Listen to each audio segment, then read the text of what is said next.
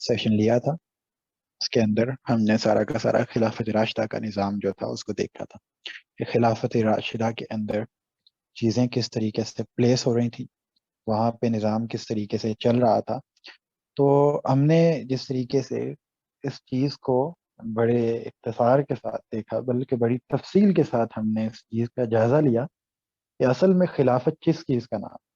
यानी आप खिलाफत किस चीज़ को कहते हैं। होता यह है कि कदीम दौर के अंदर जो भी चीज़ मौजूद थी, अगर खुलफा उसको इख्तियार कर लेते, मुसलमानों के चार खुलफा, तो मुसलमान उसको अमूमी तौर पे खिलाफत का नाम दे देते हैं। यानी अगर आप देखें, यहाँ पे रविश इस तरीके से पाई जाती है कि पुराने ज़माने के अंदर चूंकि एक गुलामी का इदारा मुस्तकिल तौर पे मौजूद था, तो मुसलमान और गैर मुस्लिम दोनों ही उसको इस्लाम के साथ जोड़ते थे। यानी रिसालत मुहम्मद सल्लल्लाहु अलैहि वसल्लम और खुलफा के दौर के अंदर क्योंकि गुलामों को इस्तेमाल किया गया या गुलामी का इदारा मौजूद था, तो उसके अंदर वो एज एन इंस्टीट्यूशन मौजूद था। वो पहले से चलता आ रहा था, इस्लाम ने उसको ईजाद नहीं किया था। हाँ, उसके अंदर उनका इस्तेमाल आया था, क्योंकि उसके बगैर उस वक्त कबायली नज़म चल नहीं सकता और हुकूमत के पास इतने वसाइल नहीं थे कि उस इदारे को तहलील कर दिया जाता, तो वो चल रहा था। अब उससे आप ये इस्तदलाल अखज़ कर लें कि गुलामी का इदारा इस्लाम का लाजमी जुज़ है, इसके ऊपर फिर हैरान क्यों, क्योंकि वो कबायली नज़म था जिसके अंदर एक गुलामी का इदारा मौजूद था, गुलामी एज एन इंस्टीट्यूशन मौजूद था। उसी तरीके से आप देखते हैं कि कदीम ज़माने के अंदर जो चीज़ें थी वो इसको आप कदीम निज़ाम कहें, इसको आप इस्लामी निज़ाम ना कहें। इस्लाम क्या है वो मैं अभी थोड़ा सा आपको पुरानी चीज़ों के साथ, यानी पिछले साथ जो हमारा आज का रब्त बनेगा उसके साथ जोड़ के क्लियर कर दूंगा कि जो गुलामी का इदारा ले लें, या उस वक्त ट्रांसपोर्ट का सिस्टम ले लें, या उस वक्त आप मेडिकल का सिस्टम ले लें कि अगर कोई बीमार हो जाता है, अगर किसी को आप देखते हैं कि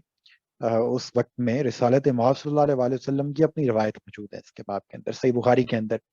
कि अगर कोई कि दो लोगों को हो गई, मतलब कोई बीमारी थी वो लायक हो गई, तो रिसालत मुहम्मद सल्लल्लाहु अलैहि वसल्लम ने कहा कि जाके इन्हें ऊंट का पेशाब उसके दूध में डाल के पिला दो ताकि ये ठीक हो जाए। अब आप इसे क्या कहेंगे, यानी आप इसको इस्लामिक टीचिंग्स कहेंगे? भाई ये कबायली सिस्टम था और उस वक्त के अंदर यही मेडिसिन दस्तयाब थी और इस तरीके से ही चीजें चल रही थी। इंसान इसी जगह पे पहुंचे थे। रिसालत मुहम्मद सल्लल्लाहु अलैहि वसल्लम की जिम्मेदारी ये नहीं थी कि ये वाली चीजें आपको बताते हैं, और इसकी वजाहत उन्होंने खुद ही अपनी रिवायत के अंदर कर दी कि मैं तुम्हें आखिरत की खबर देने आया हूँ, इन मामलात को तुम मुझसे बेहतर जानते हो। तो इसी तरीके से खुलफा ने भी अपने दौर के अंदर बहुत सी ऐसी चीजों का इस्तेमाल किया कि जो उस वक्त का कबायली नज़म के अंदर मौजूद थी, कबायली नज़म की हैसियत से मौजूद थी। उसको आप इस्लाम का नाम दे के उसके साथ नहीं जोड़ सकते, बल्कि कबायली सिस्टम की हैसियत से जोड़ सकते हैं। खिलाफत अपने असल में क्या है जो इस्लाम ने बयान किया है, वो तीन ही चीजों का नाम है। अगर आप देखें तो उसके अंदर जो अपना निज़ाम होगा, वो उसके अंदर पहली शर्त ये होगी कि अति अल्लाह व अति रसूल, यानी अल्लाह और उसके रसूल की इताअत। जो अल्लाह और उसके रसूल ने रियासत से मुतल्लिक अहकामात दिए हैं वो कुरान मजीद के अंदर आ गए हैं और सुन्नत से साबित है, तो उनका आपने इंतबाक कर देना। इसी तरीके से बाकी जो मामलात हैं वो आपने अपने मशवरे के साथ चलाने। और एक रियासत का नस्बुलैन होगा, वो होगा दावत खैर। ये सारी दुनिया को आपने दावत खैर देनी है। इसको आप शोहदा अलन्नास भी कह सकते हैं, शहादत हक का फरीज़ा भी कह सकते हैं। तो ये असल में तीन चीजें थी जिनको आप खिलाफत कहते हैं, ना कि इसके अलावा आप दीगर चीजों को जो उस वक्त कबायली सिस्टम की हैसियत से चल रही थी उनको भी आप खिलाफत ही का नाम दे दें। खिलाफत के अंदर वो चीजें मौजूद थी लेकिन वो खिलाफत नहीं थी, ठीक है। ना ही वो मुसलमानों की कोई या इस्लाम का कोई लाजमी तकाजा था। वो दौर के साथ तब्दील होती हैं। उस दौर में दिरहम और दिनार चलते थे, सिक्के चलते थे। आज के दौर में पेपर करेंसी चल रही है। अब वो पुराना दौर था, उसके अंदर सिक्के ही चल सकते थे, वो करेंसी की हैसियत से मौजूद थी। अब आपके पास जो है वो पेपर करेंसी आ गई है, तो आप कहें नहीं खिलाफत के निज़ाम के अंदर सिक्के चलते थे तो हम भी सिक्के ही चलाएंगे। और मेरे ख्याल से आपको तलवारें भी निकाल लेनी चाहिए अपने बंदूकों को वापस रख के। तो ये सारा मामला था उस जमाने के अंदर। तो इस चीज को हमने लास्ट सेशन के अंदर क्लियर किया था कि खिलाफत किस चीज का नाम है। खिलाफत इन तीन चीजों का नाम, ठीक है। इससे आगे जो चीजें हैं वो कबायली नज़म की हैसियत से मौजूद थी और कुछ मलूकियत के दौर के अंदर मुसलमानों के नज़्म इज्तिमाई में दाखिल हो गए। यहाँ तक पिछला मामला। अब आगे हमने इधर से निकल के देखना है। आज के दौर के अंदर आप अहया करना चाहते हैं तो उससे पहले देख लें कि अगर आप दीन के लिए कोई जदोजहद करना चाहते हैं, कोई मूवमेंट चलाना चाहते हैं, تو اس سے پہلے دیکھ لیں کہ آپ کس دور میں جی رہے ہیں. اب آپ آیا اسی قبائلی دور میں جی رہے ہیں یا آپ ایک نئے دور میں داخل ہو چکے ہیں جس کے اندر آپ کو ان چیزوں کو بدلنا پڑے گا. اس طریقے سے جسے جیسے پہلے چیزیں چلتی تھیں اور پھر چل کے کوئی موومنٹ اپنے عروج پہ پہنچتی اور کامیاب ہوتی, آیا آپ کو اسی طریقے سے اس کو لے کے چلنا پڑے گا یا آپ کو اس کے اندر کچھ امائنڈمنٹس کرنی پڑیں گی؟ اس کو آپ نے تھوڑا سا دیکھنا ہے. اور جدید دور کے اندر جو تحریکات چلی ہیں ان کی روشنی کے اندر آپ نے دیکھنا ہے کہ کیا کیا کرنا پڑتا ہے آپ کو اور کیا کیا کرنا پڑے گا. کون کون سی چیزیں ہیں جن کے اوپر آپ نے پرانے طریقے کو ہی لے کے چلنا ہے اور کون سی چیزیں ایسی ہیں جو آپ نے ان کا دوبارہ سے ان کو آپ نے اجتہاداً نئی چیزوں کا آپ نے آغاز کرنا ہے. تو آپ دیکھتے ہیں کہ قدیم زمانے کے اندر اقتدار کیسے منتقل ہوتا تھا. ایک اقتدار کیسے ایک بندے سے دوسرے بندے کے پاس منتقل ہوتا تھا. تو وہ اقتدار کی منتقلی کا طریقہ کیا تھا, وہ ریاست کی نوعیت کے اوپر ڈیپینڈ کرتا ہے. یہ دو قسم کی ریاستیں ہوتی ہیں دنیا کے اندر, یہاں وہ جو ریاستیں عوام کی ہوتی ہیں یا پھر اس عوام کے اندر موجود کسی طبقے کی ہوتی ہیں. قدیم زمانے کے اندر آپ سمجھ لیں کہ آج سے 300 سال پہلے تک دنیا طبقاتی ریاستوں کے اندر جی رہی تھی. طبقاتی ریاستوں کے اندر مطلب کہ کسی خاندان کی ایک ریاست ہے, اسی کے پاس وہ ساری کی ساری ریاست ہے, وہ خاندان اس ریاست کا مالک ہے اور اس کو آپ ملوکیت کی. تو اس کے اندر اقتدار کیسے منتقل ہوتا تھا, ایک مرتا تھا تو دوسرا آتا, یا ایک کو مارا جاتا تھا تو دوسرا آتا. ٹھیک ہے, تو اس کے لیے آپ طریقہ کار کیا اختیار کرتے تھے کہ اس کو جا کے مار, یا آپ تھوڑی سی فوج کو لیں یا اپنے ساتھ چند لوگوں کو لیں, لڑیں, اس کے ساتھ ارد گرد جو لوگ ہیں اس کو مار کے اقتدار کو منتقل کریں اور پھر اسی کے خاندان میں سے کسی کو منتقل کر دیں. خاندان ختم ہو گیا ہے تو آپ آ کے قابض ہو جائیں. تو ایک واحد طریقہ اقتدار کو منتقل کرنے کا یہی تھا, کیونکہ اس دور میں آپ کو کوئی بڑی بڑی سوشل موومنٹس چلانے کی ضرورت پیش نہیں آتی کہ آپ محض اپنے گھوڑوں کو لیں, چند تلواروں کو لیں اور جا کے انہیں مار دیں, ختم کر دیں, اور اس کے بعد آپ اقتدار پہ جا کے قبضہ کریں. تو یہی طریقہ تھا, کیونکہ ایک طبقے کی ریاست ہوا کرتی تھی, اگر آپ نے اس طبقے کو ختم کر دیا تو ریاست آپ کی ہو گئی. تو یہی اصول تھا جو قدیم زمانے کے اندر کسی بھی ریاست کے اندر آپ نے قبضہ کرنا ہوتا تھا یا کسی ریاست کو آپ نے حاصل کرنا ہوتا تھا, اقتدار کے حصول کا جو طریقہ تھا یہ واحد طریقہ تھا, اس کا آپ کے پاس طریقہ کوئی موجود نہیں. تو اس وجہ سے قدیم زمانے کے اندر یہی طریقہ کار اختیار کیا جاتا تھا. یہی طریقہ کار آپ کے عباسیوں نے بھی اختیار کیا. انہوں نے خاندان آل امیہ کو الٹا, انہوں نے کس طریقے سے ان کو آ کے الٹا. یہی طریقہ کار جو ہے وہ عثمانیوں نے اختیار کیا, اور وہی مطلب دوسری دنیا کی قومیں بھی اسی طریقے سے طریقہ کار استعمال کر رہی تھیں. تو یہ ایک طریقہ تھا جس طریقے سے آپ ریاست کو حاصل کرتے تھے. اب یہاں پہ بر صغیر کے اندر جب انگریز آیا ہے, آپ دیکھتے ہیں, اور انہوں نے آ کے یہاں پہ قبضہ کیا ہے, تو اس وقت آپ ذرا پہلے حالات کا جائزہ لے لیں, اس کے پس منظر کا جائزہ لے لیں کہ انہوں نے آ کے یہاں پہ کیسے پنجے گاڑے ہیں, کار لی ہیں. تو اس وقت مسلمانوں کی یہاں پہ کیا حالت تھی اس جگہ پہ. تو ان کے ہاں جو مسلمانوں کے ہاں ایک لیول تھا نا, وہ پڑھا لکھا بندہ, ایجوکیٹڈ پرسن جس کے پاس جدید علوم ہوا کرتے تھے یا جو جدید علوم سے واقف تھا, تو اس کو ایک لوور کلاس سٹیزن کی حیثیت سے دیکھا جاتا ہے. یعنی ہندو وہ پڑھتے لکھتے ہیں تو اس کا کام ہے زمینوں کے حساب کتاب لگانا, اور مسلمان اچھے کام اور اعلیٰ شاہی کام کس چیز کو سمجھا جاتا تھا, شاعری کرنا, گٹار بجانا. اب آپ دیکھتے ہیں کہ کیوں آپ کی میوزک جو ہے اس کو, یا وہ آپ کی جو شاعری ہے, اس طرح کی جو چیزیں ہیں ساری کی ساری, اس کو بڑی اچھی چیزیں سمجھا جاتا تھا اور اس کو اعلیٰ درجے کی چیزیں سمجھا جاتا تھا. تو جب وہ انگریز یہاں پہ آئے ہیں تو ہوا کیا ہے, یہاں پہ آپ دیکھتے ہیں کہ اس جگہ پہ آ کے انہوں نے قبضہ کیا. یہاں پہ لوگ اس قابل تھے ہی نہیں کہ ان کا مقابلہ کر سکے, یہ تو ایک الگ بات. نہ ہندو اس قابل تھے, نہ مسلمان اس قابل تھے, اور نہ ہی انہوں نے اپنے آپ کو اس قابل چھوڑا, نہ ہی وہ اس جگہ پہ آ کے کھڑے تھے کہ ان کا مقابلہ کر سکتے. تو بڑی آسانی سے آگے اس کے اوپر قابض ہو گئے ان علاقوں کے اوپر. تو ہوا کیا اس کے اندر کہ مسلمان چونکہ ابھی بھی اسی پرانے دور میں جی رہے, انہوں نے چیزوں کو نئے سرے سے دیکھا نہیں کہ اب دنیا کس دور میں داخل ہو چکی. تو ابھی وہ اسی پرانے دور کے اندر جی رہے تھے جہاں پہ آپ نے کسی بھی ریاست کو الٹنے سے پہلے یا کسی بھی اقتدار کو ختم کرنے کے لیے چند لوگوں کا جتھا جمع کرنا, ان کو الگ کرنا, اور الگ کر کے آپ نے جا کے حملہ آور ہو جانا. تو یہ ایسے دور کے اندر ابھی تک مسلمان جی رہے. تو وہاں پہ یہ کوشش شروع ہوئی کہ چند لوگ اٹھے, ان لوگوں نے یہی کام کرنا شروع کیا, آپ نے الگ الگ گروہ بنائے, اور انہی تیروں تلواروں کے ساتھ انہوں نے کوشش کی کہ جا کے انگریز کو ختم کر. اور ہوا اس کا نتیجہ یہ نکلا کہ انگریز نے مسلمانوں کو اپنا دشمن سمجھ لی اور انہوں نے بدترین طور پہ مسلمانوں کو کچلنا شروع کر دیا۔ اور ہوا یہ کہ جو سارا کا سارا اس ٹائم پہ الزام تھا اس چیز کا کہ انگریز کے خلاف جنہوں نے بغاوت کی ہے، جو انگریز کے خلاف اٹھ کھڑے ہوئے ہیں، وہ صرف مسلمان، ہندو نہیں ہے۔ تو انگریز نے کیا کام کیا، ایک تو یہ پڑھے لکھے نہیں، تو انہوں نے ساری کی ساری پراپرٹیز جو تھیں وہ بھی ان سے سلب کر لی جو ان کے پاس موجود تھی، یعنی جو ان کے تفاخر کا، جو مسلمانوں کے پاس ایک چیز موجود تھی جو ان کی دولت کی، وہ یہی تھی کہ یہ مطلب ان کے پاس پراپرٹیز تھیں، تو پراپرٹیز انہوں نے ان سے سلب کر لی، ان ساری کی ساری پراپرٹیز لے لی۔ سو ہوا یہ کہ ان کے ساتھ یہ ان کو ایک سوشلی ایک طرح سے بہت کمزور ہو گئے، اکنامکلی یہ ویک ہو گئے، اور پھر ایک طرح سے ان کا سوشل بائیکاٹ بھی انگریز کی طرف سے شروع ہو گیا، ٹھیک ہے، کہ ان کو وہاں سے نوکریوں سے نکالنا شروع کر دیا اور تمام تر کام شروع کر دیا، کیونکہ انہوں نے انگریز کو اپنا دشمن سمجھا، اور تھا بھی، ایسا نہیں ہے کہ دشمن نہیں تھا، لیکن ہوا یہ کہ انہوں نے اس وقت کے مطابق جو فیصلہ کرنا تھا، جو اس دور کے اندر کرنے کا کام تھا، یہ اس سے بالکل نہ واقف تھے، کیونکہ ابھی اسی پچھلے دور کے اندر جی رہے تھے، یہ ایک اگلے دور کے اندر داخل ہی نہیں ہوئے تھے ذہنی طور پہ، ابھی پچھلے 100 دور کے اندر ہی جی رہے تھے۔ تو اب وہاں پہ کیا تھا کہ مسلمان ٹوٹل پورے سب کانٹیننٹ کے اندر 13 کے قریب مسلمان تھے جو گریجویٹس، اور اب نوکری کس کو ملنی ہے وہاں پہ سسٹم کے اندر، وہ کلاسک سٹیزن کس نے بننا ہے، اوپر جا کے پوسٹ پہ کس نے بیٹھنا ہے، بڑی بڑی سرکاری عہدوں کے اوپر جا کے کس نے بیٹھنا ہے، جس کے پاس ایجوکیشن ہوگی۔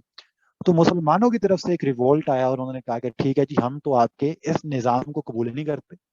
اور ہم یہ کہیں گے کہ ہم اس سے پیچھے ہٹ جاتے ہیں، سارے کے سارے ہم اپنے مدرسوں کے اندر رہیں گے،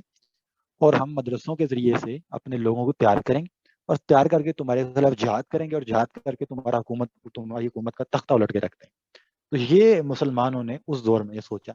کہ ہم اس طریقے سے اس چیز کو لے کے چلیں گے کہ ہم یہاں پہ انہیں مدرسوں کے اندر رہیں گے اور اس سے باہر نہیں نکلیں گے، اور مدرسوں کے اندر ہی ہم اپنی تعلیمات پائیں گے۔ تو اس وقت چونکہ وہ حالات کا صحیح طریقے سے انہوں نے ادراک نہیں کیا تھا،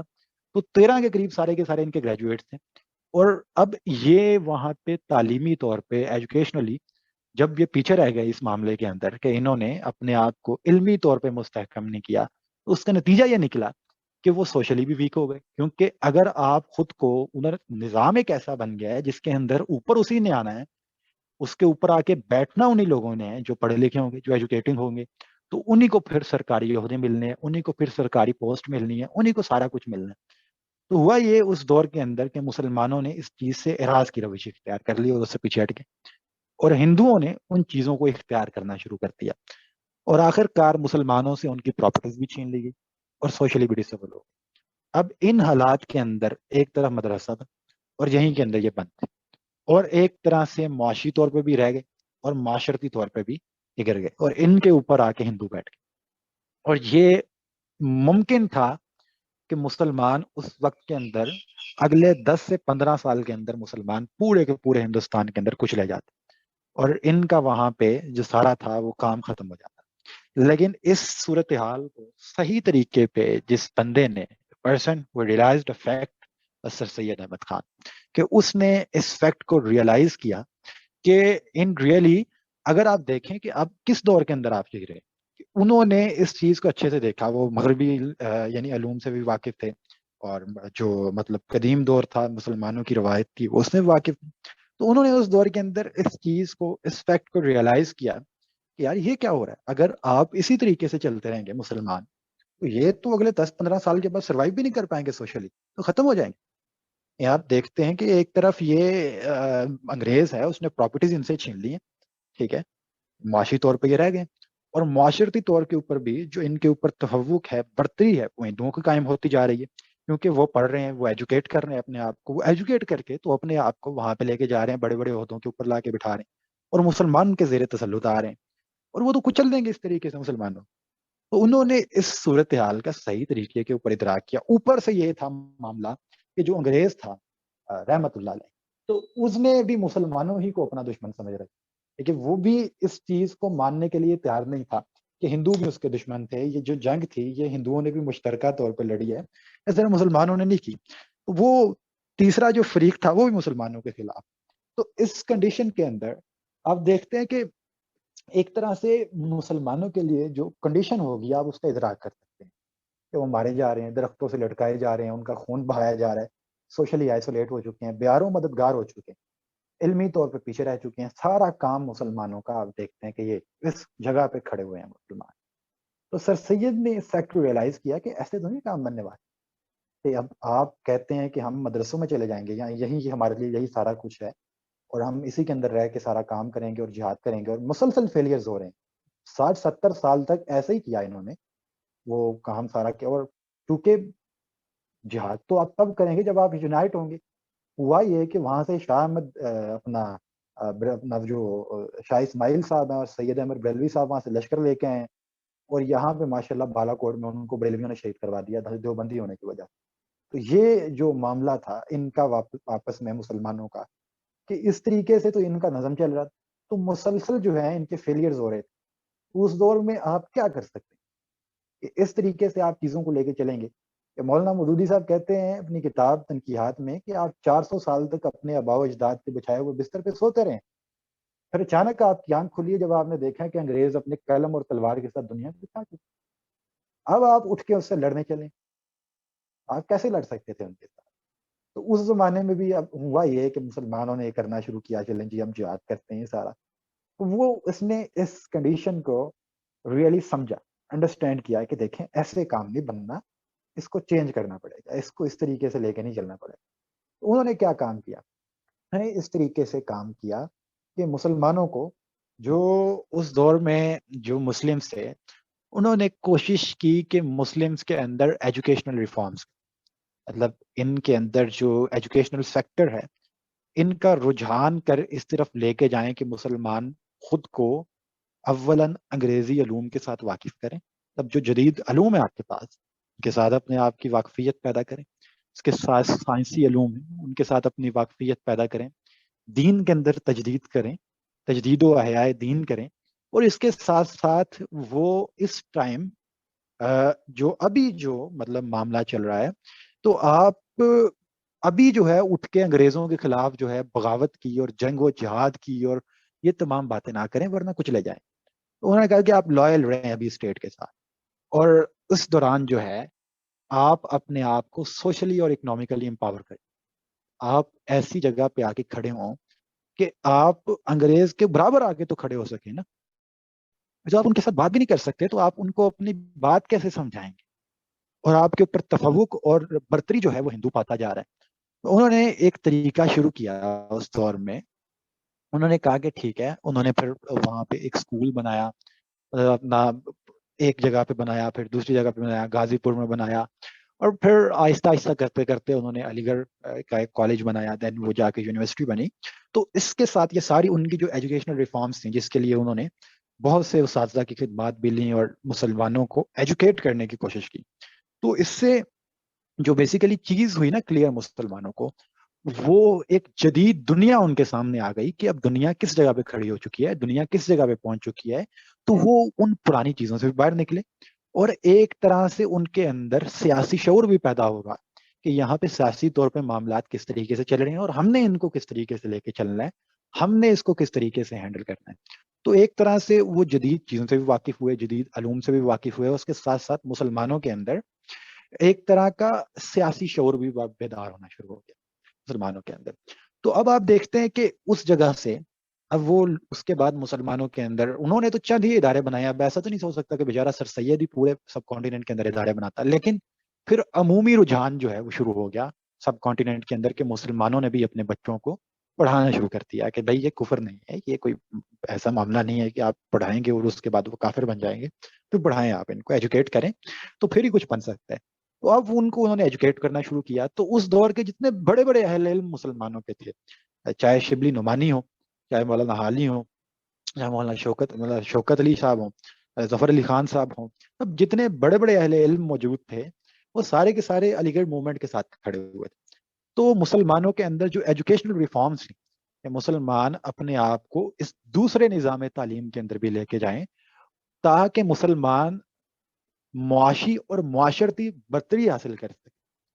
معاشی اور معاشرتی برتری حاصل کر سکیں، اور اس کے ساتھ ان کے اندر ایک سیاسی شعور پیدا ہو سکے کہ ہم نے کرنا کیا، ہم کس جگہ پہ کھڑے ہوئے ہیں، ہم نے آگے کس طریقے سے چیزوں کو لے کے چلنا ہے. تو وہ ایک طرح سے اس موومنٹ کا اس طریقے سے آغاز. اور اسی کے اندر سر سید نے ٹو نیشن تھیوری پیش کی کہ مسلمان ایک الگ قوم ہے، ہندو ایک الگ قوم، یہ اپنی ایک اساس رکھتے ہیں مسلمان، اور ہندو بھی اپنی ایک اساس رکھتے ہیں، ان کا بھی ایک معاشرہ ہے، ان کی بھی ایک تہذیب ہے، ان کی بھی کچھ سیاست کے اندر بھی ان کی اپنے اپنے اصول موجود ہیں، مسلمانوں کے بھی اس طریقے سے موجود ہیں، تو یہ دونوں الگ الگ قومیں ہیں، یہ ایک ہی قوم نہیں ہے۔ تو ٹو نیشن تھیوری اردو ہندو تنازع کے ساتھ شروع کی سر سید احمد خان نے، اور اب آپ دیکھتے ہیں کہ یہ آل اوور دا انڈیا اگر آپ دیکھیں تو مسلمانوں کے اندر ایک ایجوکیشنلی کہ اپنے آپ کو اس دوسرے نظام کے اندر بھی لے کے جانا ہے، تو اس کے اندر وہ لے کے گئے ہیں، اور اس کے ساتھ مسلمانوں کے اندر ایک سیاسی شعور پیدا ہوا، اور پیدا کرنے کی کوشش کی گئی کہ مسلمانوں کو با اثر اور رسوخ رکھنے والے طبقوں کے اندر لے کے جائیں، اور ان کو اس جگہ پہ لے کے جائیں گے جہاں پہ جا کے وہ اپنا ایک مؤثر کردار ادا کر سکیں۔ تو وہی ہوا کہ اب آپ دیکھتے ہیں کہ 1906 کے اندر جب محمدن ایجوکیشنل کانفرنس نے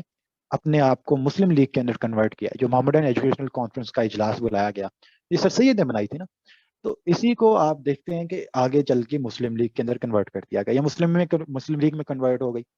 اور وہاں پہ جتنے نواب تھے، جتنے بڑے بڑے سرداران تھے، اس کے ساتھ ایک اور چیز تھی، اس کو ایڈ کر لینا ہے، وہ یہ تھی کہ سر سید نے مسلمس کو اس ٹائم پہ یہ کہا تھا کہ آپ نے اسٹیٹ کے ساتھ لائل رہنا، اگر آپ اسٹیٹ کے ساتھ اس ٹائم پہ لائل نہیں رہتے، اور آپ ابھی سے بغاوتوں کا اور جنگ و جہاد کا اور اپنا قتل و قتال کی باتیں کر دیتے ہیں، تو آپ اٹھنے سے پہلے کچھ لے جائیں گے۔ تو انہوں نے تو شروع میں یہ بھی کہا کہ آپ نے پالیٹکس سے بھی دور رہنا ہے، کہ یہ ان کے ذہن میں یہ بھی نہ جائے کہ یہ پولیٹیکل موومنٹ بن کے ہمارے خلاف اٹھ کھڑی ہوگی، تو آپ اگر یہ کام کریں گے اس طریقے سے تو یہ پہلے ہی آپ کو کچل دیں گے۔ اب ذرا اس کو دیکھیں کہ اس چیز کی طرف کہ مسلمانوں نے رسالت مآب صلی اللہ علیہ وسلم کے دور کے اندر بھی جو کنیکٹ کریں اس کے ساتھ جا کے، کہ انیشیل دور کے اندر جب وہ مکہ کے اندر تھے، انہیں ہاتھ نہیں اٹھایا، ہتھیار نہیں اٹھائے، انتقام کی بات نہیں کی، جہاد کی بات نہیں کی انہوں نے، ٹھیک ہے، اس دور کے اندر اپنا کام کرتے رہے، چاہے جتنی بھی رکاوٹیں آئیں، لیکن اس معاملے کے اندر چونکہ اب ڈیموکریٹک دور کے اندر داخل ہو گئے ہیں، تو اس کے اندر اتنی رکاوٹیں سر سید کو پیش نہیں آئی، انہوں نے جب کہا کہ ٹھیک ہے ہم اسٹیٹ کے ساتھ لائل رہیں گے، تو اسٹیٹ نے باقاعدہ ان کا ساتھ دینا شروع کر دیا اس کے اندر، اسٹیٹ کی مجبوری تھی کہ ایک ڈیموکریٹک پروسیس کے تھرو آپ چل رہے ہیں، تو اس کے ساتھ انہوں نے ان کو اسٹیٹ کی طرف سے کوئی مسائل نہیں آئے، بلکہ اسٹیٹ نے ان کا ساتھ دینا شروع کر دیا۔ تو یہ معاملہ تھا، اب اسی کو چل کے جب انہوں نے آگے چل کے مسلم لیگ کے اندر کنورٹ کیا ہے، تو اسٹیٹ نے کوئی رکاوٹیں کھڑی نہیں کی، اور بڑے بڑے ایجوکیٹڈ لوگ اور بڑے بڑے نواب اور سرداران جو ہیں، انہوں نے اس چیز کا فیصلہ کیا کہ اب ہم اس کو مسلم لیگ کے اندر کنورٹ کرتے ہیں۔ اب آپ دیکھتے ہیں کہ یہ جو مسلم لیگ کی موومنٹ ہے، ہم یہ سمجھتے ہیں کہ یہ 7 سال کے اندر کامیاب ہوئی، مطلب ہمارے یہاں پہ یہ چیز، یہ رجحان پایا جاتا ہے عموماً لوگوں کے اندر، یہاں بتایا جاتا ہے کہ 1940 میں قائد اعظم نے اعلان کیا، اور 1947 میں پاکستان بن گیا، تو یہ معاملہ ایسے نہیں ہے، ایسے کیسے ہو سکتا ہے؟ اب آپ ذرا امیجن کر کے دیکھیں کہ ایسا ہو سکتا ہے کہ آپ 7 سالوں کے اندر ملک بنا ڈالیں، اعلان کریں، اور پھر 7 سالوں کے اندر اگلے جو روز ہے وہ قوم آپ کے ساتھ کھڑی ہو جائے، کہ آج آپ بات کریں اور اگلے دن پوری کی پوری قوم آپ کے ساتھ کھڑی ہو جائے، ایسا نہیں ہوتا، اس کے پیچھے اپنی پوری تاریخ ہوتی۔ آپ ایرانین ریولوشن کی بات کریں گے نا، تو اس کے اندر بھی پیچھے پوری کی پوری کلرجی کی تحریک تھی، ٹھیک ہے، جو شیعہ کلرجی تھی ان کی پوری تحریک تھی، ٹھیک ہے، جو ان کی بیسک سے شروع ہوئی تھی، اور پھر وہ آگے چل کے امام خمینی نے اس کو اس کے اہتمام کے اوپر پہنچایا۔ لیکن یہاں پہ اگر آپ دیکھیں، یہاں پہ بھی وہ کس جگہ سے شروع ہوئی ہے، تو یہاں پہ آپ دیکھیں کہ یہ جو مسلمان ہیں، اب وہ ایجوکیشنل سیکٹرز میں گئے ہیں، ایک وہ طبقہ تھا مسلمانوں کا، آپ نے ان کو ساتھ ساتھ ریلیٹ کر کے دیکھنا ہے کہ مسلمانوں کا ایک وہ طبقہ تھا جس نے اپنے آپ کو اس زمانے کے اندر بند کر لیا تھا مدرسوں کے اندر، تو وہ مدارس کا طبقہ، روایتی طبقہ بن کے رہ گیا، اور وہ اسٹل انہی بحثوں کے اندر الجھے ہوئے ہیں، نور بشر کے معاملات کے اندر الجھے ہوئے ہیں، وہ مطلب علم غیب کے معاملات کے اندر الجھے ہوئے ہیں، وہ اس سے باہر نہیں، وہ دیکھ بھی نہیں سکتے تھے، انہوں نے ملکی طور پہ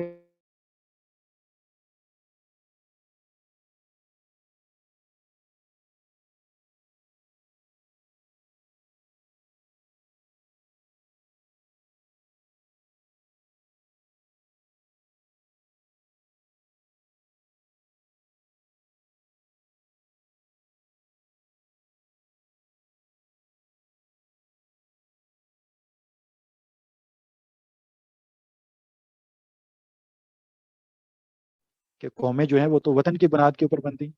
قومیں تو وطن سے بنتی ہیں، مسلمان تو قوم ہی نہیں، تو انہوں نے بھی انڈین نیشنلزم کا اعلان کر دیا۔ اسی طریقے سے ان کے ساتھ جلیل القدر عالم اس دور کے بڑے بڑے لوگ، اور جو دیوبند سے تعلق رکھتے تھے، انہوں نے باقاعدہ اس قائد اعظم کے اعلان کے خلاف باتیں کی، کتابیں لکھی، آرٹیکلز لکھے، تحریکات چلائیں، اور 80% علماء جو ہیں وہ ان کے اگینسٹ جا کے کھڑے ہو گئے. ایون مولانا سید ابو العلا مودودی صاحب کو اگر آپ دیکھیں تو وہ بھی ان کے حامی نہیں تھے، لیکن وہ کانگریس کے حامی بھی نہیں تھے. اگر آپ دیکھیں تو مولانا سید ابو العلا مودودی صاحب کہتے تھے کہ ہم اسلامی ریاست چاہتے ہیں اور جناح جو ہے وہ قومی ریاست چاہتا ہے، وہ مسلمان قوم کے لیے ریاست چاہتا ہے اور ہم اسلام کے لیے ریاست چاہتے ہیں. تو جبکہ وہ مولانا آزاد جو تھے وہ تو ہندو قوم کے لیے ریاست چاہتے، ٹھیک ہے، یا وہ مسلمانوں کو بھی ہندو قوم ہی کہتے تھے یا ہندی قوم کہتے تھے، تو وہ کہتے تھے کہ یہی ہندی قوم. سو ایک طرح سے جو آپ کا سارا روایتی طبقہ ہے، جو مدارس کا طبقہ ہے، جو وہ سارا کا سارا مدارس کا جتنا بھی طبقہ ہے وہ ایک طرف تھا. یعنی جن لوگوں کو آپ دیکھیں کہ وہ مدارس کے اندر بیٹھے ہوئے ہیں، ان سب نے قائد اعظم کی مخالفت کی ہے اور وہ ان کے خلاف آ کے کھڑے ہو گئے. صرف 20% لوگ تھے، شبیر احمد عثمانی صاحب جیسے لوگ، کہ جن لوگوں نے کہا کہ ٹھیک ہے جی ہم آپ کے ساتھ ہیں قائد اعظم کے. ان کے علاوہ جتنے جی آپ کے ہاں پہ عالم موجود تھے، بڑے بڑے علماء موجود تھے، 80% علماء نے ان کی مخالفت کر دی اور انہوں نے کہا کہ ٹھیک ہے جی ہم آپ کی اس بات کو ماننے سے انکار کرتے ہیں. تو انہوں نے آپ دیکھیں کہ یہ جو طبقہ تھا سارا کا سارا دیوبند کا، یا روایتی طبقہ جس کو آپ کہتے ہیں، مدرسے کا طبقہ جو تھا، اور مولانا مفتی محمود صاحب جو سربراہ دیوبند کے، تو جو پاکستان بنانے کے گناہ میں شریک نہیں تھے. اصل بات یہ کرنی چاہیے. تو اب یہ بھی پاکستان کے خلاف کھڑے ہو گئے. تو ہوا یہ کہ اب ہونا تو یہ چاہیے تھا فطری طور پہ کہ جہاں پہ مولوی کھڑا ہے مسلمان بھی وہاں پہ کھڑا ہوتا ہے. یعنی جس جگہ پہ علماء کھڑے ہیں، مولوی کھڑا ہے، تو سارے کے سارے مسلمان بھی وہاں پہ کھڑے ہو جاتے. لیکن ایسا ہوا نہیں. اس کی وجہ یہ تھی کہ جو مدارس کا طبقہ ہوتا ہے وہ مدارس سے نکل کے مدارس میں واپس چلا جاتا ہے، لیکن جنہوں نے کالجز سے نکلنا ہوتا ہے، جنہوں نے یونیورسٹی سے نکلنا ہوتا ہے، انہوں نے معاشرے میں جانا ہوتا ہے، وہ معاشرے کی اکثریت ہو. تو انہوں نے، یعنی مسلم لیگ نے جن کو ٹارگٹ کیا تھا، جو سر سید کے دور سے ٹارگٹ ہونا شروع ہوئی تھی، جو مسلم نیشنلزم کے نیم کے اوپر ٹارگٹ ہونا شروع ہوئی تھی، وہ یہ طبقہ تھا. اور مسلمانوں کے عام افراد کو اس پروسیس کے تھرو گزارا، یعنی اس ایجوکیشنل سسٹم کو ہی انہوں نے شروع کیا مسلمانوں کے اندر، اور مسلمانوں نے تعلیم ہی ان کے ذریعے پائی. تو وہ مسلم نیشنلزم کے قائل ہو چکے کہ مسلمان ایک قوم ہے بہرحال، اور وہ نہیں آئے باتوں کے اندر، اور مولوی آ جاتے ہیں باتوں کے اندر. اب ان مولویوں کے باتوں کی نتیجہ دیکھ لیں آج ہندوستان کے مسلمان کس طریقے سے بھگت رہے ہیں. تو وہ استعمال ہو جاتے ہیں اکثر اوقات، لیکن یہ لوگ استعمال نہیں ہوئے. اور ایک اکثریت تھی مسلمانوں کی جس کو آپ دیکھتے ہیں کہ 87%، آپ دنیا کے اندر امیجن کر سکتے ہیں اس چیز کو کہ 87% میجورٹی کے ساتھ مسلم لیگ نے الیکشن بنے، 87% وہ مسلمان کے. تو یہ مطلب 1946 میں جو پروونشل الیکشنز ہوئے ہیں جن کی وجہ سے پاکستان آگے بنا ہے، تو ان الیکشنز کے اندر آپ دیکھتے ہیں کہ مسلم لیگ نے جس طریقے سے کلین سویپ کیا ہے، تو 87% ووٹ، 2/3 تو چھوٹی بات، تو چیز ہی کوئی نہیں. 87% ووٹ کہ آپ دیکھتے ہیں کہ 946 میں سے 496 میں سے 428 سیٹس جو ہیں وہ مسلم لیگ نے ون کر دی، جیت لی. تو وہ اس کے پیچھے وہ سارا کا سارا ایجوکیشنل ریفارمز سے، اس کے پیچھے وہ پوری کی پوری مسلمانوں کی ایک اتھارٹیٹیو قوت تھی اس ریاست کے اندر، کہ وہ ایک ایسی پوزیشن اختیار کر گئے تھے کہ اب مسلمان صوفے پہ بیٹھتا اور ہندو ان کے پاؤں میں بیٹھتا. تو اس لیے نہ گاندھی کی سنی گئی، نہ اس کے ساتھ نہرو کی سنی گئی، نہ کانگریس کی سنی گئی. بڑے بڑے ہندو، حالانکہ میجورٹی میں ہندو تھے، اور ان کا صرف اور صرف یہی پوائنٹ آف ویو تھا کہ کسی طریقے سے ہندوستان تقسیم نہ ہو. لیکن ہو گیا کیونکہ سنی گئی مسلمانوں کی، وہ ایک اتھارٹیٹیو پوزیشن پہ بھی پہنچ چکے تھے. ان کا عام طبقہ قائد اعظم کے ساتھ کھڑا ہو چکا تھا، وہ اپنا سیاسی شعور حاصل کر چکے تھے. تو یہ آپ کے سامنے دیکھتے ہیں کہ یہ ایک پورا کا پورا موومنٹ کا سکیچ ہے کہ وہ کس طریقے سے سکسیسفل ہو گئی. وہ آج کوئی بھی آپ موومنٹ چلاتے ہیں نا تو ایسے ہی سکسیسفل ہوتی ہے. اب آپ دنیا کے اندر کوئی بھی موومنٹ ایسے ہی آپ دیکھ سکتے ہیں کہ وہ سکسیسفل ہو سکتی ہے کہ وہ ڈیموکریٹک پروسیس کے تھرو ہو، کیونکہ ریاستیں جمہوری ہیں. طبقاتی ریاستوں کا دور گزر گیا.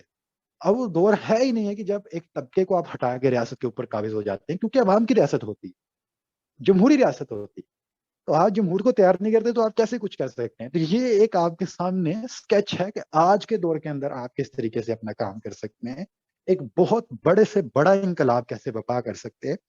ایک طرف آپ کا اپنا طبقہ ہے، پورے کے پورے مولوی، ایک طرف ہندو ہیں اکثریت، اور ایک طرف انگریز ہیں، سپر پاور ہے، لیکن اس کے باوجود آپ اپنے گولز کو اچیو کر لیتے ہیں. تو وہ پورا کا پورا اسکیچ ہے آپ کے سامنے کہ کس طریقے سے وہ چیزیں انہوں نے اپنی حاصل کر لی. اگر وہ بھی سر سید بھی وہی کام کرتے ہیں کہ ٹھیک ہے چھوڑو بھی سارے کام، آؤ جی ہجرت اور جہاد اور گھوڑے اور تلواریں ٹھیک ہے وہیں پہ ختم ہو جانا ہے، چیزیں آگے چلنی نہیں تھی. تو یہ ایسے ہی جو ہے مسلمانوں کا جو آج کے دور کے اندر بھی مین پرابلم ہے وہ یہی. اچھا اس کے اوپر میں ایک آخری چیز نوٹ کرتا ہوں کہ کچھ اور میں مثالیں لے دیں کہ بنگلہ دیش کی موومنٹ کیسے چلی ہے، وہ بھی اسی پروسیس کے تھرو چلی ہے، اور اینڈ میں جا کے انہوں نے بھی اپنے اس معاملے کو اچیو کیا ہے کہ شروع میں کس طریقے سے انہوں نے ایجوکیشنل ریفارمس کیے ہیں کہ وہاں پہ جتنے اساتذہ تھے انہوں نے بچوں کی مائنڈ واش کر دیا. اچھا یہاں پہ ٹرکی کی موومنٹ بھی ایسی چلی، وہ بھی اوپر آ گئے. بٹ ایک شبہ ہوتا ہے آج کے دور کے اندر، لوگ جو ہیں وہ اس اعتراض کو اٹھاتے ہیں. وہ کہتے ہیں کہ دیکھیں محمد مرسی کی موومنٹ کیوں فیل ہو گئی، جو اخوان المسلمون کی موومنٹ تھی مصر کے اندر، ایجپٹ کے اندر جو موومنٹ کھڑی ہوئی تھی وہ کیوں فیل ہو گئی. میرے خیال سے اس سے عبرت لینی چاہیے، بلکہ اس پروسیس کے اندر آپ نے کیسے اپنے آپ کو ڈالنا ہے اس سے عبرت لینی چاہیے، نہ کہ اس سے آپ دیکھیں کہیں کہ ڈیموکریٹک پروسیس کو نگیٹ کر دیں یا آپ اس لیگل پروسیس کو نگیٹ کرتے ہیں اس کی طرف دیکھتے ہوئے، بلکہ اس سے آپ کی عبرت لینی چاہیے کہ آپ نے کرنا کیا ہے. جو محمد مرسی کی موومنٹ جو ہے فیل ہوئی ہے مصر کے اندر، آپ دیکھیں کہ مصر کے اندر گزشتہ 50 سال سے معاملہ کیا ہو رہا ہے، سب سے پہلے بلکہ گزشتہ 100 سال کے اندر ہی دیکھ لیں کہ وہاں پہ عرب نیشنلزم کی تحریک چلی، اوپر سے لے کے نیچے تک ایک ایک بندہ عرب نیشنلزم کا شدائی تھا. ٹھیک ہے، تو وہ جمال عبد الناصر کی پہلی وہاں پہ حکومت تھی، وہ ایک ڈکٹیٹر تھا وہاں پہ رہا. اس کے بعد حسنی مبارک کی وہاں پہ گورنمنٹ آئی، وہ 30 سال تک وہاں پہ ڈکٹیٹرشپ میں رہا. تقریباً پچھلے 100 سال سے وہاں پہ ڈکٹیٹرشپ چل رہی مصر. اب اس ڈکٹیٹرشپ پروسیس کے اندر آپ دیکھتے ہیں کہ 2011 کے اندر الیکشن ہوئے ہیں، تو فریڈم اینڈ جسٹس پارٹی جو مرسی صاحب کی جماعت، اخوان کے تھرو نہیں آئے وہ مرسی صاحب، جسٹس اینڈ فریڈم پارٹی مرسی صاحب کی اس کے تھرو آئے ہیں. اور جب وہ آئے ہیں نا تو انہوں نے کوئی اسلامک نعرے استعمال نہیں کیے، نہ آپ سمجھیں کہ قوم جو ہے وہ پوری کی پوری ان کے ساتھ کھڑی ہو گئی تھی، یا وہ انہوں نے سارے کے سارے ایک اتھارٹیٹیو جگہ پہ جا کے چیزوں کو اختیار کر لیا تھا، یا وہ ساری کی ساری جوڈیشری یا ادارہ جات جو تھے وہ ان کے تابع ہو گئے تھے یا ان کو انہوں نے بدل ڈالا تھا. بلکہ ہوا کیا، وہی ایک ہے کہ اس دوران انہوں نے انہی سیکولر نعروں کے ساتھ، انہی سیکولر آبجیکٹیوز کے ساتھ جسٹس اینڈ فریڈم پارٹی کے تھرو 2011 کے اندر الیکشن لڑا. اور وہ مطلب ایک طرح سے ڈکٹیٹرشپ چل رہی ہے اس سے پچھلے 50 سال سے آپ سمجھ لیں، اور اس دوران الیکشن ہو رہے، اور اس دوران مرسی صاحب اپنی جسٹس اینڈ فریڈم پارٹی کے ساتھ جیت جاتے ہیں. 200 اپنا اب 2 سال بھی وہ جو ہے وہ ڈلیور نہیں کرتے، 1 سال بھی ڈلیور نہیں کر پاتے. یہاں پہ مثال دی جاتی ہے نا کہ مرسی صاحب کی، میں بتا رہا تھا کہ مرسی صاحب کس پروسیس کے تھرو اوپر آئے ہیں، جس طریقے سے مرسی صاحب آئے ہیں وہ کیا طریقہ ہے، تو اس سے آپ کو کیا سبق سیکھنا چاہیے. لائک آپ دیکھتے ہیں کہ اس زمانے کے اندر ڈکٹیٹرشپ چل رہی ہے، اور اس دوران الیکشن ہو جاتا ہے 2011 کے. پچھلے 50 سال سے ڈکٹیٹرشپ چل رہی ہے، سارے ادارے اپنی جگہ پہ موجود ہیں اے ٹو زی. ٹھیک ہے، اور اسی کے اندر کوئی اسلامک نعرہ یا اسلامک سلوگن یا اسلامک آبجیکٹو مرسی صاحب یوز نہیں کرتے، اور نہ اخوان المسلمون کے تھرو اوپر آتے ہیں، بلکہ جسٹس اینڈ فریڈم پارٹی کے تھرو وہ اقتدار میں آ جاتے ہیں، بلکہ حکومت میں آ جاتے ہیں، اقتدار میں نہیں آتے. تو پتہ یہ ہے کہ 2 مہینے کے بعد جو ہے مرسی صاحب کا ختم ہو. وجہ کیا ہے؟ وجہ یہ ہے کہ آج آپ ذرا دیکھیں، یہ اس سے عبرت لینی چاہیے ان جماعتوں کو، کہ جو جماعتیں اس ٹائم پہ ڈیموکریٹک پروسیس کے تھرو کوشش کر رہی ہیں، وہ کہتے ہیں کہ صرف اور صرف ہمیں وزیر اعظم بنا دیں اور اس کے بعد ہم سب کچھ ٹھیک کر دیں. تو یہ ان کے لیے عبرت ہے. ایسے نہیں ہے کہ یہ ڈیموکریٹک پروسیس کے لیے ایک عبرت، یا ایک آپ دیکھتے ہیں کہ اس کو آپ کہیں کہ ایک لیگل پروسیس کے لیے یہ ایک یا ایک غیر متشدد پروسیس کے لیے یہ ایک عبرت. یہ ایک غیر متشدد یا ایک ڈیموکریٹک اپنا پروگریس کے لیے یا اس پروسیس کے لیے کوئی یہ عبرت نہیں ہے، بلکہ ان لوگوں کے لیے یہ چاہتے ہیں کہ آج ہی ہمیں حکومت مل جائے. اب میں آپ سے سوال کرتا ہوں، اس کنڈیشن کے اندر آج شہباز شریف کو اٹھا کے آپ ذرا سراج الحق صاحب کو لگا دیں، وہ کیا کر لیں گے؟ کوئی عدالتوں سے اپنا فیصلہ نہیں منوا سکتے. وہ کچھ کام کریں گے عدالتیں فیصلہ دے دیں گی, کچھ کام کریں گے فوجی ٹانگ کھینچ لیں گے, کچھ بھی کر لیں کچھ بھی نہیں ہو سکتا, ادارے ٹکرا جائیں گے. تو اس جگہ پہ تو آپ کچھ بھی نہیں کر سکتے جب تک آپ اثر نو اس چیز کو شروع نہیں کرتے اس کی بنیادوں سے. ٹھیک ہے, اس کی وجہ یہ ہے کہ آپ نے جو یہ پچھلی نسل تیار کر کے آگے بھیجی ہے ساری کی ساری, آپ نے وہی کام کیا ہے جو نہیں ہونا چاہیے. یعنی اپنے تمام تر جو مذہبی طبقہ ہے اس کو کھینچ کے آپ نے مدرسوں میں بند کر, اور جتنا سیکولر طبقہ ہے وہ اس ماڈرن ایجوکیشنل سسٹم کے تھرو نکل کے بڑے بڑے اداروں کے اندر, جوڈیشری کے اندر, ملٹری کے اندر, بیوروکریسی کے اندر, پولیس کے اندر اور ایجوکیشنل سسٹم کے اندر اپنی برتری قائم کر چکا ہے, جو اس ٹائم پہ ہندوؤں کی کنڈیشن 19th سینچری کے اندر مڈ میں, جو سر سید کے دور کے اندر. تو اب آپ دیکھیں اس دور میں آپ کو صرف حکومت دے دی جائے کہ بھائی آپ وزیر اعظم بن جائیں, آج کیا ہو؟ میں سوچتا ہوں اس دور میں آپ کیا کر لیں, اس تمام تر پروسیس کے اندر آپ کچھ کریں گے, وہاں سے عدالتیں ٹانگیں کھینچے گی, یہاں سے فوج کھینچے گی اور آپ کو پھاڑ کے رکھے گی, یہ سارا کام. ٹھیک ہے, دو ٹکڑے ہو جائیں گے آپ کے, اس طریقے سے معاملہ ہوگا آپ کے ساتھ. تو یہ چیزیں اس طریقے سے ہیں کہ جو مرسی صاحب نے وے اختیار کیا تھا وہ آپ اس کو دیکھیں. ایک تو معاملہ اوپر سے یہ تھا کہ ایک تو اس کے پروسیس کے تھرو آ گئے, وہاں پہ کرنا یہ بنتا تھا کہ وہ آتے ہی, چونکہ کچھ بھی اسلام کے مطابق نہیں ہے, نہ ادارے ہیں, نہ آپ کے ساتھ عدلیہ ہے, نہ ادارے کھڑے ہیں, نہ فوج کھڑی ہے, کچھ بھی, نہ ایجوکیشنل پروسیس آپ کے تھرو ہے. لیکن آپ آتے ہی مطلب آپ کو حکومت ملتی ہے اور آپ آتے ہی اس چیز کا اعلان کر دیتے ہیں کہ آج سے قرآن ہمارا دستور ہے, رسول ہمارے رہبر ہیں اور جہاد ہمارا راستہ. تو جو سارے ویسٹرن سسٹم کے اندر لوگ بیٹھے ہوئے ہیں انہوں نے اسی پکڑ کے کسی فوج کو کہنا چلو بھی فوجی صاحب ٹانگ کھینچ بھائی, اس کی پکڑ کے جیل میں ڈال, کام ختم ہونا یہی تھا. تو اس دور میں مطلب آپ ایک ایسے پروسیس کے تھرو اوپر آ گئے ہیں جو ایک بالکل ہی آپ ایک اوکیجنل پروسیس کے تھرو اوپر آ گئے ہیں. تو اس کے تھرو آگے کرنا یہ بنتا تھا کہ پہلے اس کو بنیادوں سے چیزوں کو ٹھیک کرنا شروع کرتے, لیکن آپ نے آتے ہی اس چیز کا نعرہ لگایا, اس کے بعد انہوں نے آتے ہی آپ کا تختہ الٹ دیا, کیونکہ آپ کے پاس کچھ بھی نہیں ہے. آپ کے پاس صرف حکومت ہے, اقتدار نہیں ہے آپ کے پاس, قوت نہیں ہے آپ کے پاس, کچھ بھی نہیں ہے آپ کے پاس. یہ صرف آپ کے پاس ایک ریپرزنٹیشن تھی, وہ چھین لی گئی, کام ختم ہو گیا. یہی معاملہ ہے دنیا کے اندر, آپ نے چیزوں کو اس کی بنیاد سے شروع کرنا ہوتا ہے. اگر آپ اس کی بنیاد سے شروع نہیں کریں گے تو آخر کار نتیجہ مرسی صاحب والا نکلے گا کہ آپ درمیان سے شروع کرتے ہیں, کہیں کہ آپ حکومت بن جائے. تو یہ چیزیں ایسی ہیں, ان کو ایسے لے کے چلنا چاہیے. باقی ابھی اگر کوئی شخص مطلب اس سے اختلاف رکھتا ہے اس معاملے سے, ان چیزوں سے کہ اس سے ہٹ کے ہمیں کچھ اور کرنا چاہیے, یا ہمیں کوئی برچی اٹھانی چاہیے, کوئی تلوار اٹھانی چاہیے, کوئی کلہاڑا اٹھانا چاہیے تربت کا, یا مطلب کوئی تیر کمان اٹھانا چاہیے, اور یا پھر اپنا بندوق اٹھا لینی چاہیے کہ اللہ مسعود کی, تو کوئی بات کر سکتے ہیں. سب کے لیے پلیٹ فارم اوپن ہے. کوئی ہجرت کرنے کا کسی کو شوق ہے امریکہ کا, بات تو اگر جو مطلب میں نے اپنی ساری رائے آپ کے سامنے رکھ دی ہے کہ قدیم زمانے کے اندر اقتدار کیسے منتقل ہوتا تھا, اور اس کو آج صحابہ کرام کے ساتھ یا خلافت کے ساتھ یا رسالت پاک صلی اللہ علیہ وسلم کے ساتھ ریلیٹ نہ کریں, کیونکہ یہ قدیم چیزیں, ٹھیک ہے, اسلامی چیزیں نہیں ہیں. اور جدید زمانے کے اندر اقتدار کیسے منتقل ہوتا ہے, اس کے لیے آپ کو کیا کچھ کرنا پڑتا ہے, کس طریقے سے آپ کو چیزوں کو کھڑا کرنا پڑتا ہے. تو یہ میں نے آپ کے سامنے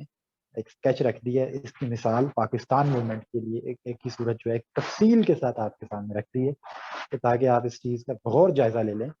ایک ایسی صورت کے اندر جب دنیا کی ایک سپر پاور آپ کے اوپر قابض ہے, دوسری طرف دنیا کی ایک یعنی آپ کے سامنے ہندوؤں کی اکثریت آپ کے سامنے موجود ہے, اور اس پروسیس کے اندر بھی اگر آپ کامیاب ہو جاتے ہیں تو اس کے پیچھے کی ٹو دا سکسیس کیا, کہ آپ کے اپنے بھی آپ کے خلاف ہیں, آپ کے دشمن بھی اپنا ایک جگہ پہ بیٹھے ہوئے ہیں,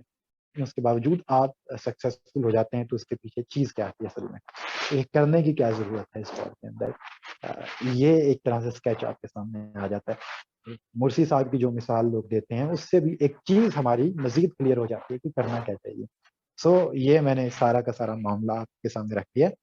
اب اس کے اوپر کسی کا کوئی سوال ہے, کسی کا کوئی مطلب اختلاف ہے, سامنے رکھے, انشاءاللہ میں جواب دینے کی پوری کوشش کروں. السلام علیکم ورحمۃ اللہ. وعلیکم السلام. اچھا میرا یہ سوال ہے کہ مطلب آپ نے تو باتیں کر دی ماشاء اللہ، مطلب اٹ واز سو گڈ، لیکن مطلب ہم نے ابھی یہاں پر پاکستان تو کھیلنا نہیں ہے نا، ہم نے تو دنیا کھیلنی ہے. تو آپ نے جو مطلب سسٹم بتایا ہے، اس سسٹم سے مطلب ہم دنیا پر مطلب دنیا کو دنیا کرنے کے لیے ہمارا پہلا سٹیپ کیا ہونا چاہیے آپ کے خیال میں؟ میرے خیال سے پہلے پاکستان ہی کرنا چاہیے، کیونکہ ابھی ہم پاکستان میں رہ رہے ہیں. دنیا ہم کر نہیں سکتے. اس حقیقت کو قبول کریں کہ اس وقت آپ نیشن اسٹیٹ کے دور میں جی رہے ہیں، اور اس سے باہر اگر آپ نکلنا چاہتے ہیں تو اس کے لیے بھی آپ کو پہلے پاکستان کرنا پڑے گا. اب پاکستان کرنے کا مطلب یہ نہیں ہے کہ آپ اپنا جینا اور مرنا پاکستان کر لیں، بلکہ آپ پاکستان کے اندر اسلام کو نافذ کرنے کی کوشش کریں.